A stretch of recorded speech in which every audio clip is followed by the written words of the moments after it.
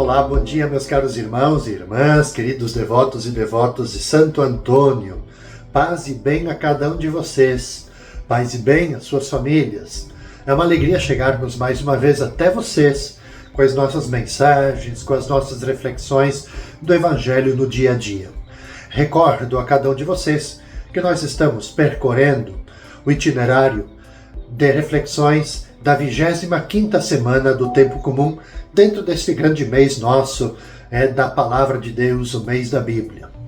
Hoje, quinta-feira, dia 26 de setembro, a gente reza, a gente reflete com o evangelista Lucas, a partir do capítulo 9, versículos de 7 até 9.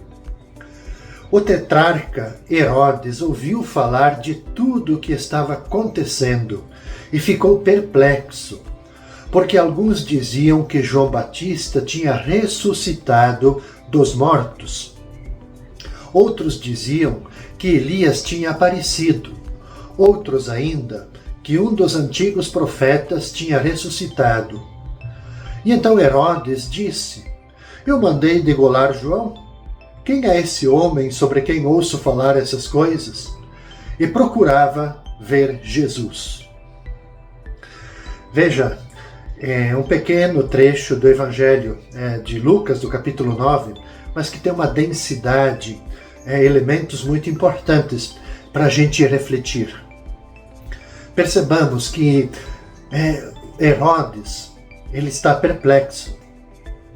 Afinal de contas, quem é esse Jesus de quem todo mundo anda falando? E fazem, obviamente, diversas conjecturas de quem ele possa vir a ser. É João ressuscitado, é Elias, é um profeta. Enfim, o povo se apercebe da grandeza de Jesus. Mas, ao mesmo tempo que percebem ele grande, eles erram ao compará-lo com figuras do passado. Por quê? Porque Jesus é novidade absoluta. E para compreendê-lo, é preciso olhar para ele e mais ninguém. Também é bom dizer, a partir da figura de Herodes, Herodes, ele não é um qualquer. Herodes é um homem muito culto, prático. Diz o Evangelho que ele quer encontrar Jesus e dar-se pessoalmente conta da sua identidade.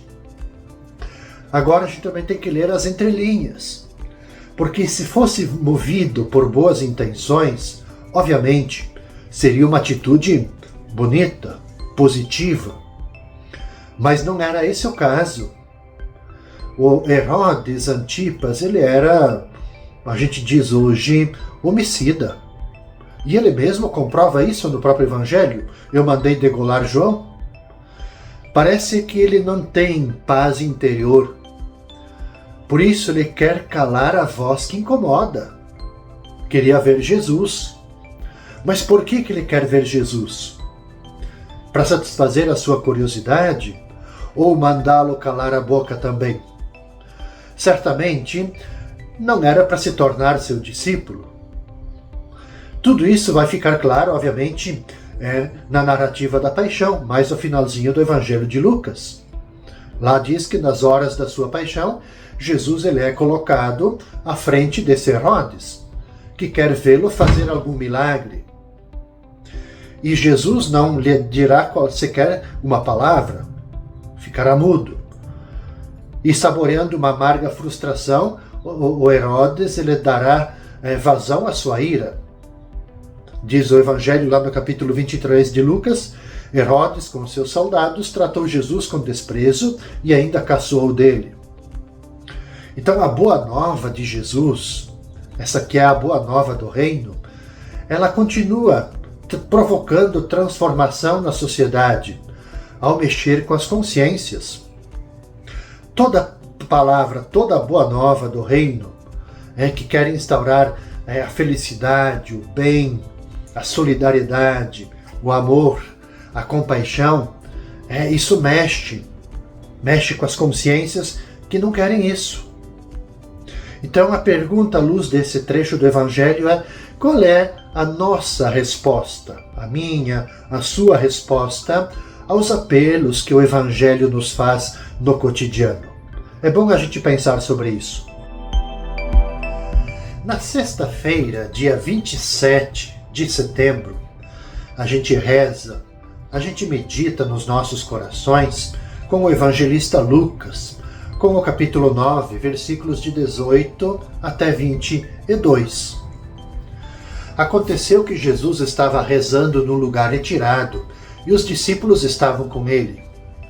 Então Jesus perguntou-lhes: quem diz o povo que eu sou? Eles responderam: uns dizem que és João Batista, outro que és Elias, mas outros acham que és algum dos antigos profetas que ressuscitou. Mas Jesus perguntou: e vós quem dizeis que eu sou? Pedro respondeu: o Cristo de Deus.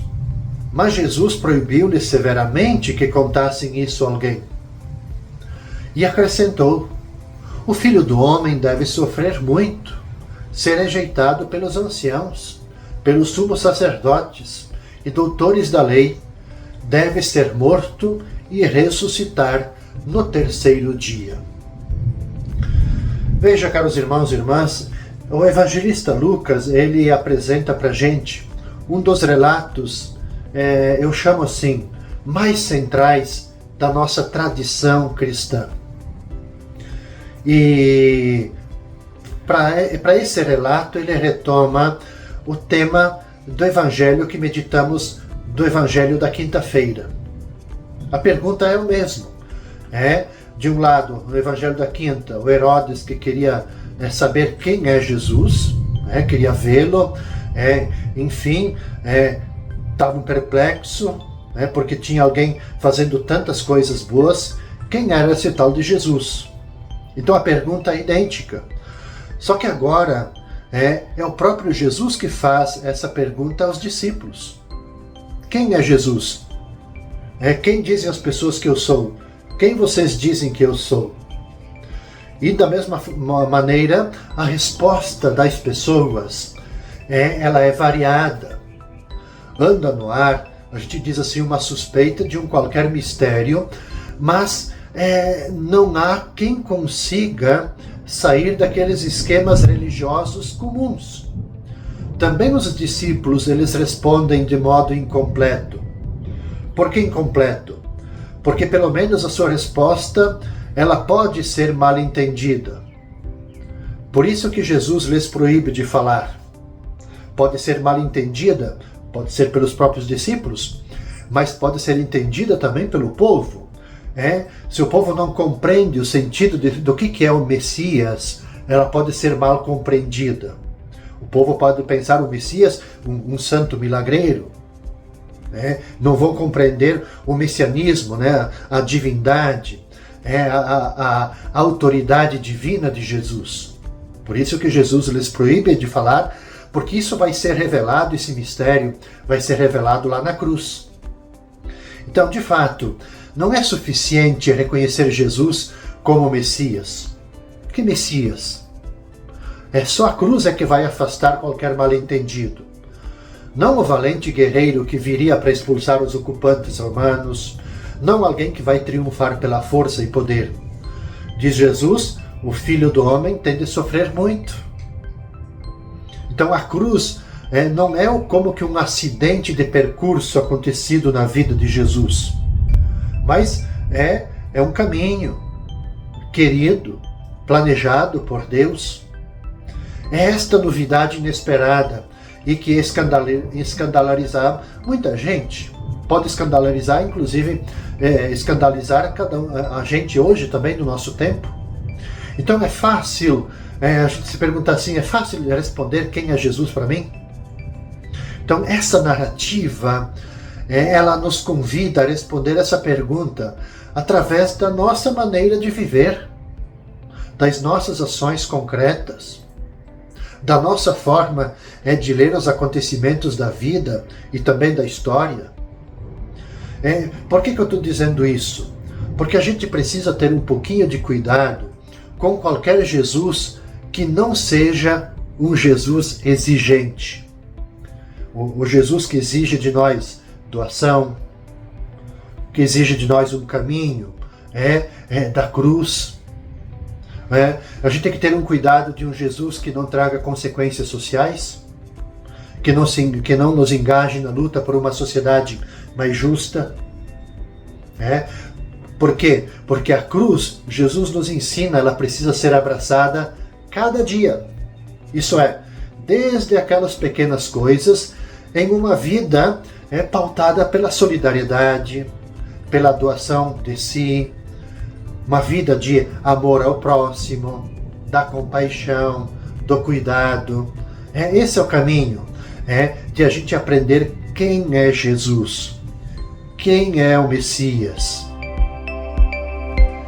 E no sábado, meus caros irmãos e irmãs, no dia 28 de setembro, a gente reza, a gente medita com o evangelista Lucas, o capítulo 9, versículos de 43 até 45. Todos estavam admirados com todas as coisas que Jesus fazia. Então Jesus disse aos seus discípulos: prestai bem atenção às palavras que eu vou dizer. O Filho do Homem vai ser entregue nas mãos dos homens. Mas os discípulos não compreendiam o que Jesus dizia. O sentido lhes ficava escondido, de modo que não podiam entender. E eles tinham medo de fazer perguntas sobre o assunto. Percebamos que era geral a admiração por Jesus e suas obras. Porque aquilo que Jesus fazia beneficiava o povo com ensinamentos, cura de doenças, perdão dos pecados e, obviamente, a reintegração social daqueles que estavam fora, que eram considerados os marginalizados, os possuídos, endemoniados. Jesus era um homem de Deus. Então, como admitir que ele era e que ele seria capturado, preso, seria condenado pelas autoridades de Jerusalém e terminaria pregado numa cruz? Era difícil entender isso. E talvez mais difícil ainda, porque os discípulos tinham uma outra mentalidade de quem era o Messias, aquilo que eles professaram no Evangelho da sexta-feira: tu és o Messias. Na cabeça dos discípulos, o Messias, o Filho de Deus, é aquele que viria, montaria o seu exército, venceria pela força, pela espada, dominaria, conquistaria impérios, territórios. Então, dizer que o Filho do Homem vai ser entregue nas mãos dos homens, isso não cabia na cabeça dos discípulos. Ao mesmo tempo que não cabia, tinham medo de fazer perguntas, e medo, quem sabe, até resistência em procurar entender tudo isso. Mas Jesus, se apercebendo de tudo isso, ele interrompe a euforia dos mais próximos, para lhes falar novamente da cruz que o espera. Por isso Jesus replica o que já anunciara mais de uma vez: o Filho do Homem será entregue nas mãos dos homens. Então a morte de Jesus na cruz nos introduz na esfera dos planos de Deus, mistério que escapa às vezes à nossa compreensão. É isso que devem compreender, sob pena de não perceberem corretamente a identidade de Jesus e a verdade da sua revelação. Compreender a cruz significa compreender o lado mais luminoso, novo, imprevisível do rosto de Deus revelado em Jesus. Então não se trata aqui de um qualquer pormenor, mas é o centro, é o essencial. E após a ressurreição, Jesus vai dizer para os discípulos lá em Emaús: era preciso que o Messias sofresse tudo isso e entrasse na sua glória. Então, para nós, que somos cristãos e cristãs, o cristão é aquele que segue Cristo. Mas como que segue Cristo? Primeiro nos sofrimentos, depois na glória. Ou se quisermos traduzir isso, para a gente não tomar sofrimento no aspecto negativo. Cristão é aquele que segue Cristo primeiro na doação, no despojamento, no esvaziamento, depois na glória. E não o contrário. Esse é o caminho, esse é o reconhecimento de que Messias. Esse é o reconhecimento do que implica o seguimento de Cristo, do que é ser discípulo, do que é ser cristão no mundo de hoje. Que Deus nos ajude, que possamos vivenciar bem esta palavra que está sendo plantada em nossos corações. Com esta meditação eu concluo, caros irmãos e irmãs, o itinerário de reflexões dessa 25ª semana do Tempo Comum. A gente se encontra novamente na segunda-feira deste mesmo horário. Desejo para vocês toda paz, todo bem, e que Santo Antônio cuide de cada um de vocês, das suas famílias, interceda, zele, ajude vocês no seguimento do Cristo, o Cristo que pede de nós o esvaziamento, pede de nós a doação, pede de nós o serviço. Paz e bem a vocês.